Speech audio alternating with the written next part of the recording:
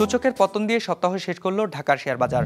সার্বিক সূচক DSEX 47 point কমে দাঁড়িয়েছে ৫,১৯৭তে। হাত বদল হয়েছে ৩৬৩ কোটি টাকার শেয়ারের মালিকানা। লেনদেনে অংশ নেওয়া প্রতিষ্ঠানগুলোর মধ্যে দর বেড়েছে ৬৬টির আর কমেছে ২৬৩টির। অপরিবর্তিত রয়েছে ৫৪টির দর। এবার বাজার নিয়ে বিশ্লেষণ শুনবো অ্যালায়েন্স ক্যাপিটাল অ্যাসেট ম্যানেজমেন্টের।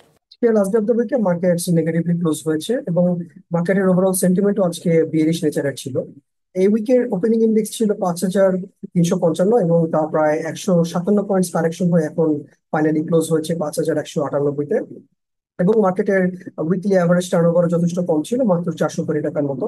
অর্থাৎ এটা মার্কেটে লো ইনভেস্টর পার্টিসিপেশনকে ইন্ডিকেট করে। পার্সেন্টেজ ওয়াইজ আজকে প্রাইস বেড়েছে মাত্র ১৮% কোম্পানির প্রাইসে, কমেছে ৬৮%, এবং অপরিবর্তিত ছিল মাত্র ১৩% কোম্পানির প্রাইসে। ফাইনালি সেক্টরের দিক থেকে আজকে সবচেয়ে বেশি টার্নওভার ছিল ব্যাংকিং সেক্টরে, followed by food and online sector এবং ফার্মাসিউটিক্যালস।